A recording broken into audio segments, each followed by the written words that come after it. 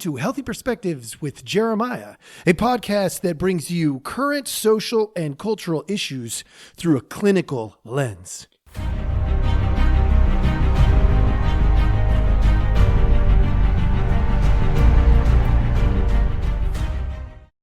Hello. Welcome back. Thank you so much for joining us. As always, we appreciate your time. And today, what I have for you is another episode of You're the Problem. And if you remember, which most of you, it seems to be there's a pretty small gathering, but good gathering of people who return to this particular episode. It's an empathy training opportunity. We're going to take a look at something that's culturally going on in the world, and we are going to infuse empathy into the conversation. And it's a way of assessing ourselves and those around us in a way that is much healthier than other ways that we could. So without further ado, I have, for those of you watching on Rumble or YouTube, you are going to get to see this. Those of you who are just listening, that's fine. You'll be able to hear this. It's not going to be quite as good because there are some mannerisms that I will be commenting on. You're not going to be able to see those if you're just listening, but that's okay. You probably can hear it in the tone, volume, and cadence. So hang tight. We are going to get this thing rolling. I'm going to play this video. There's two things I'm actually trying to accomplish here. One is the empathy piece, but the other is the topic. The topic actually intrigued me as well. And so I definitely want you to pay attention to the topic. Just for those of you who won't be able to see this, the topic is brought. This is something that Steven Crowder was doing, and the topic was male privilege is a myth. I got to tell you, it created this interesting bit of information here, and I picked this particular segment because it actually turned away from the male privilege is a myth thing, and it turned into victimization of women. And I really want to emphasize what's going on with this, for those of you watching, the gentleman in the white t-shirt that he is speaking to.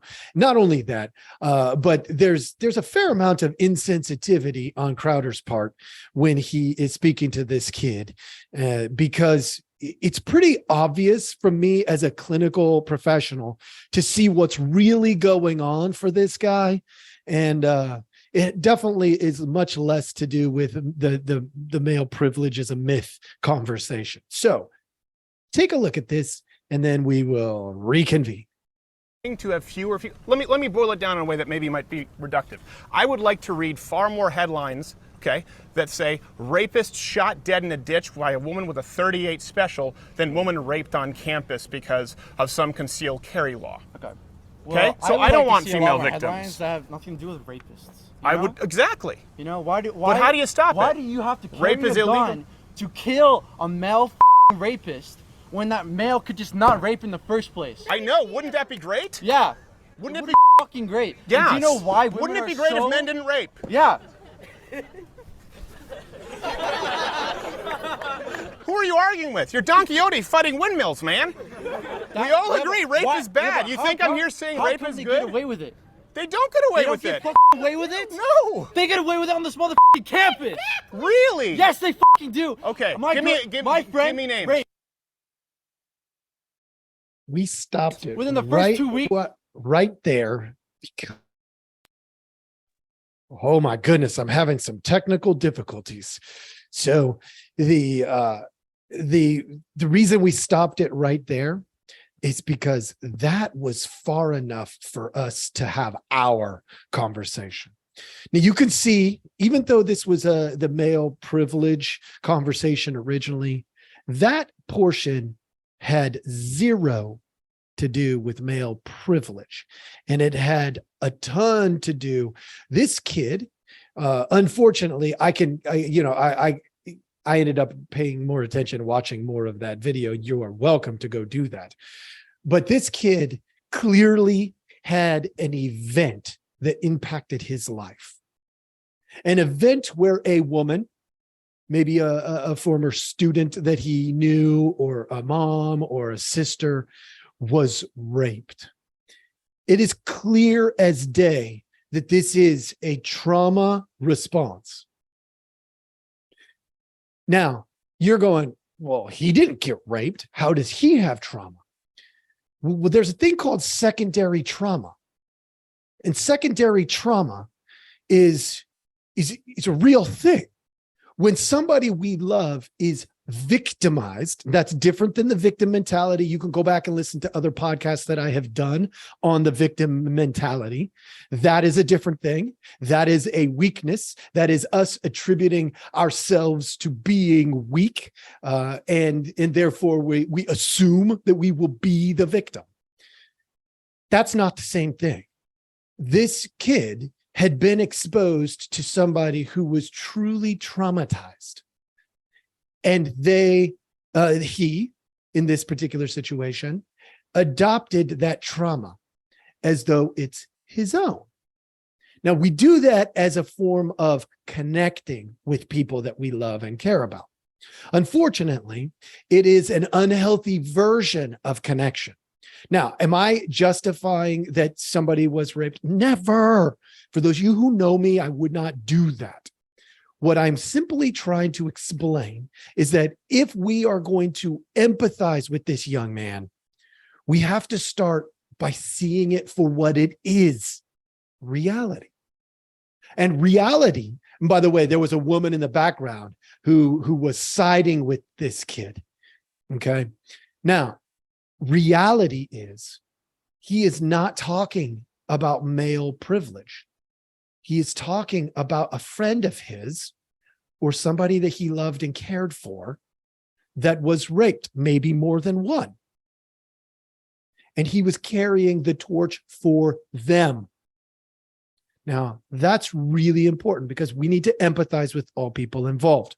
First, let's start with that kid, because to me, he's clearly got the trauma going on. And that woman in the background had some trauma going on. This young man, if we're going to empathize with him, we have to see that trauma and change our tone to say, what happened to her was terrible, awful. She was the victim. She was not the victim of a male, not the victim of a white male or a black male or a brown male or a tall male or a short male, but a male, a man. She was the victim of some man who raped her. That doesn't mean all men are evil. That doesn't mean all men have privilege. We can't just generalize those things. So we hear him out. We empathize with him and we say, hey, look, this is a terrible thing. It's an absolutely terrible thing, which Steven Crowder kind of did, but he went into this sarcastic Don Quixote, swinging at windmills. Like, yeah, that is insensitive to the plight that this kid was dealing with, this unfortunate situation. And unfortunately, what happens is when we handle it like that, if I were to handle it like that, because I am a man also, if I handled it like that, I actually increase the chances that he is going to hate other men. When the truth is, there are dangerous people out there. There are dangerous men. There are dangerous women. There are dangerous, you fill in the descriptor that you want. There are dangerous people. Now, we are very lucky that it is a small percentage. I hope it stays that way for good, at least here in the United States. I prefer it be all over the world. Let's get closer and closer to that no violence sort of idea. Would be fantastic. But in this particular situation, if I'm empathizing with that kid in the white t-shirt, I have to also acknowledge that he is generalizing a specific situation into a bigger, broader conversation, which is why he was triggered by male privilege is a myth because he's mad at men. He's got an emotional response to bravado. That's a problem. And if you can't see that, well, then you might be the problem. Okay, so let's jump over to Crowder. Steven Crowder, he sets up this sign. He talks to a bunch of people. What he's trying to do, well, we know the vast majority of what he's trying to do is spark heated conversation because it makes for good video, right? I haven't done that a whole lot on my podcast because I'm about healthy perspectives, right? That's what it says right behind me. I'm about healthy perspectives. So do we have to always go to a heated conversation to create a healthy perspective? No, not always. We could be calm. We could be professional. We could be gentle and loving and caring and have healthy perspectives put into the conversation. We could talk about really difficult things in really reasonable ways. That's a possibility. It doesn't make for great TV sometimes, which is probably part of the reason why some people think that my podcast is boring at times. Because it's not flashy. You don't see that huge spark of like emotion. But if you're paying attention, the emotion is here. The care, the love is here. And I say that because I want to empathize with Steven Crowder. And I want to start with, he's putting on a little bit of a show. That's true. I mean, I think it's pretty obvious because he's really, what's the word? Maybe a little bit, maybe a lot bit flamboyant. He's overly expressive at times in ways that are not necessarily beneficial other than to stir things up. And he does that in this particular section of the video that I showed. But his point is not necessarily wrong. His point is, take a look at what we are calling male privilege. And when it went down the path of victimizing females, he did see that transition, and he did a good job of acknowledging that. He just added a lot of flamboyance, over dramatization as a way of putting the other kid, literally he's a kid on a college campus, into a situation where he most likely felt very spotlighted, and not necessarily in a good way, right? So when he does something like that, when Steven Crowder does something like that, unfortunately, that can lead to people sort of dismissing his perspective because it's hurtful. Okay, let's empathize with the crowd. The crowd thought that the flamboyance was funny. Y'all heard that part where they laughed when Steven Crowder was like looking to the left, looking to the right, like super animated. They all, like, not all, but the vast majority of them laughed at that part. Why?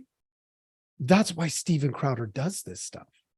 If I'm empathizing with them, to see humor, great, I appreciate it. But to infuse humor at the wrong place, that crowd, no offense to the crowd, I don't know a single kid that was sitting there or standing there actually in in that parkway or whatever was going on there. What that does, one, it reinforces Steven Crowder, but two, y'all got suckered. And if you can't see that, you're part of the problem. You got suckered into humor at the expense of somebody who was having a trauma response. Now, it's not his trauma response, which is what people will say. But let's go to that crowd and say, if you all are looking at this kid saying, yeah, but you weren't the one who was raped, you're missing the point. the point of secondary trauma. And that makes you part of the problem. Okay. Then there was this alignment between this kid in the white t-shirt and this one woman who stepped toward him, was closer to him, and was like, yeah, people on this campus get raped. And this is a big deal because that alignment creates a safety for the kid in the white t-shirt, but it creates a risk for her because she is now making herself outspoken.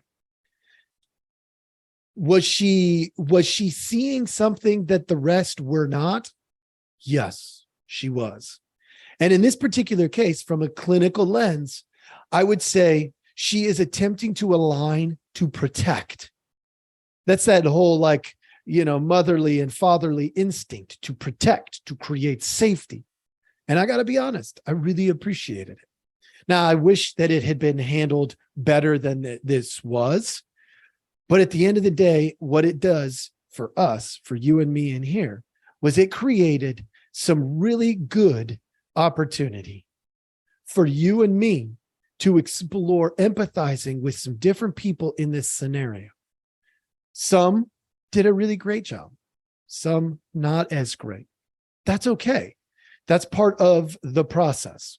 My only hope here is that you sitting there or listening or watching or whatever it is you're doing, you benefit from learning how to see these things more accurately. And accuracy is very important, especially when somebody is experiencing something like a trauma response. And with that, I'm going to go ahead and let you go. Thank you so much for watching. Hey, please take a moment and go to the subscribe button and hit it. Go to the follow button and hit it. All right. Look at me on different platforms and follow them all. Find me on Rumble and follow it and subscribe. Follow me on YouTube. Subscribe. This is really important. I really want to keep this going. And it's super important to me, but I got to have some followers to make it worthwhile. I still think it's worthwhile. I'm probably just going to keep doing it no matter what. But you can help me in that process because it's really important at some point to be able to look at my wife and say, I'm not just wasting a bunch of time. All right. So I appreciate you. Like and subscribe, and we'll see you later.